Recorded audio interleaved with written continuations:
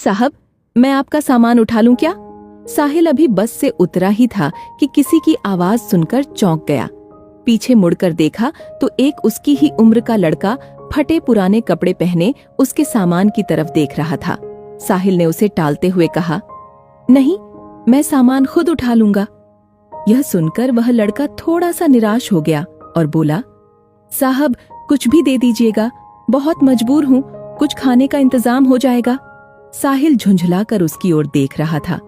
उस लड़के की आंखों में उसे आंसू नजर आ रहे थे। फिर उसने गौर से उसे देखा तो समझ में आया, ये तो उसके बचपन का दोस्त राहुल है। इस हाल में साहिल ने उससे कहा, पहले मेरे साथ चलो। वह उसे पास के एक ढाबे पर ले गया। क्या खाओगे?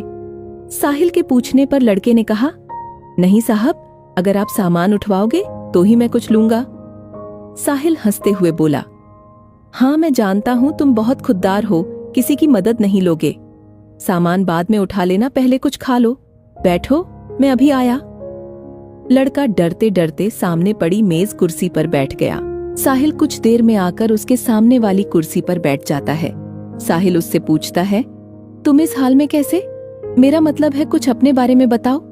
राहुल ने बताया, साहब मेरे पिता इसी गांव में एक किसान थे। गांव के जमींदार से कर्ज लेकर उन्होंने फसल लगाई थी, लेकिन सारी फसल खराब हो गई। कर्ज का ब्याज बढ़ता गया। जमींदार ने खेतों पर, बैलों पर और घर पर कब्जा कर लिया। पिताजी ये सब बर्दाश्त न कर सके और फांसी लगा ली। मैं तब छोटा था। कुछ दिन बाद माँ भी चल बसी। स्कूल जाना तो दूर, गांव में कोई काम न मिला, भूखे मरने लगा। तब से जो भी काम मिलता है वह कर लेता हूँ। दोपहर को बस के आने पर कोई कोई सवारी सामान उठवा लेती है तो खाने का जुगाड़ हो जाता है। तभी खाना आ गया। खाना देखकर राहुल बोला, साहब ये तो बहुत महंगा होगा, मेरी मजदूरी तो बस 10 रुपये बनती है, ये सब मैं कैसे चुका पाऊंगा? साहिल हंसते हुए बोला, अभी मैं आया हूँ, वापस भी जाऊंगा, तब मेरी सामान उठा लेना। साहिल उसे जानबूझकर अपनी पहचान नहीं बता रहा था। उसे पता था अगर उसने ऐसा किया तो राहुल उससे मदद नहीं लेगा। राहुल बहुत भूखा था। वह जल्दी जल्दी खाना खाने लगा। इधर साहिल कुछ देर के लिए पुराने दिनों में खो गया। उस समय दोनों एक ही स्कूल में पढ़ते थे। दोनों साथ खेलते थे। राहुल पढ़ने में बहुत तेज था। उसमें और साहिल में हमेशा फर्स्ट आने की रेस लगी रहती थी। साहिल के पिता उसी स्कूल में अध्यापक थे। साहिल के पिता का ट्रांसफर हो गया तो साहिल स्कूल छोड़कर शहर चला गया।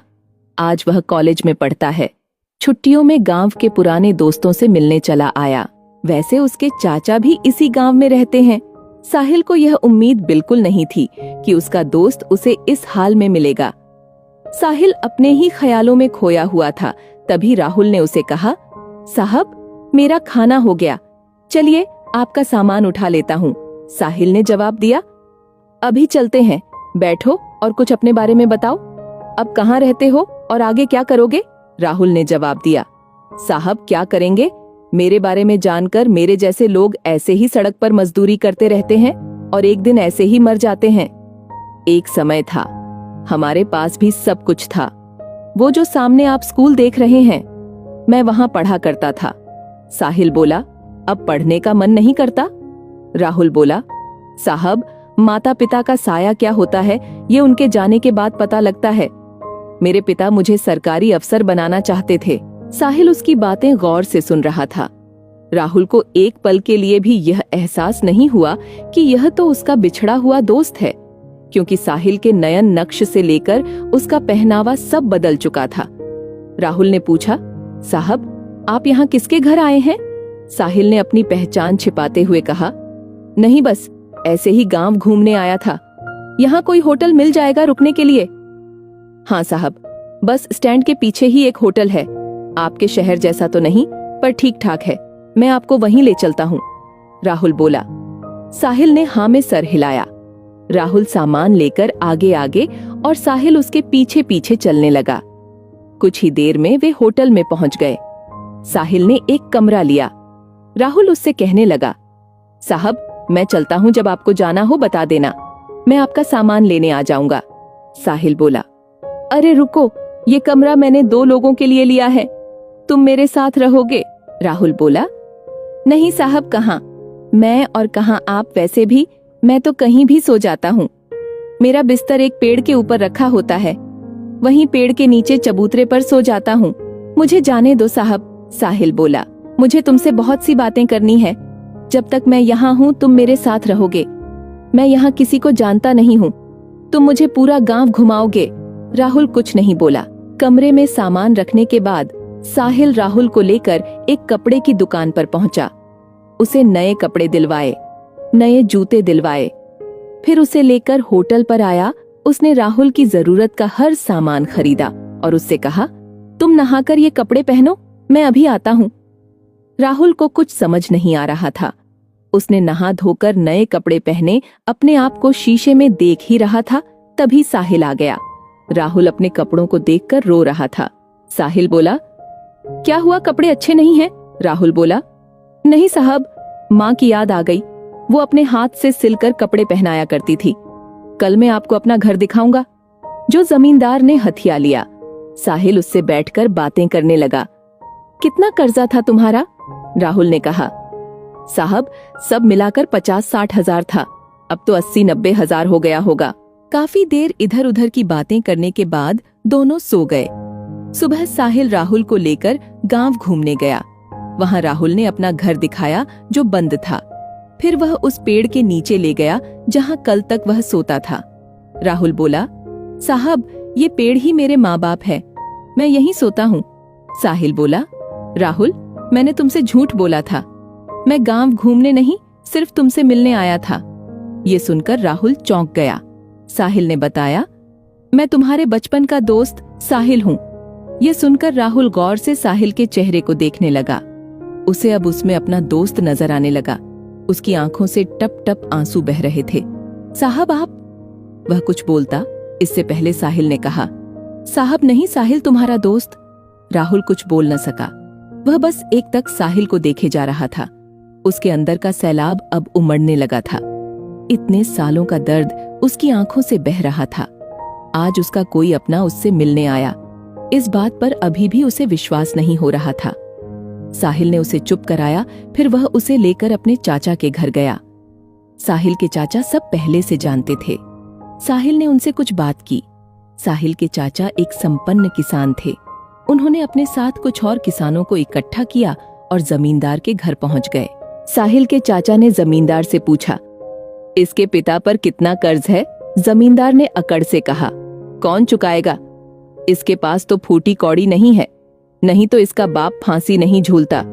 सब मिलाकर 1 लाख है। साहिल ने अपने चाचा को इशारा किया। उन्होंने बैग से 1 लाख रुपए निकालकर जमींदार के सामने रख दिए और कहा, इसके खेत, मकान और बैल अभी वापस चाहिए। जमींदार यह देखकर घबरा गया, लेकिन इतने लोगों के सामने कर भी क्या सकता था। घर की चाबी और कागज वापस कर दिए। बैल उसे घर भिजवा दिए। वहां से निकलकर साहिल बोला, चाचा जी मैं शहर पहुंचते ही आपके पैसे लौटा दूंगा। चाचा जी ने कहा, कोई बात नहीं बेटा, तुम बहुत नेक काम कर रहे हो। फिर उन्होंने और किसानों के सामने राहुल से बोला, बेटा तुम्हें तुम्हारा सब कुछ वापस मिल गया। अब अपने खेतों पर खेती करो, हम सारे किसान तुम्हारा साथ देंगे। ये सुनकर सब किसान तैयार हो गए। हाँ बेटा, अब वो जमींदार तुम्हारी तरफ आंख भी नहीं उठा सकेगा। साहिल ने राहुल को खेती करने के लिए 20,000 रुपये और दिलवा दिए। राहुल उसके पैरों में गिर पड़ा।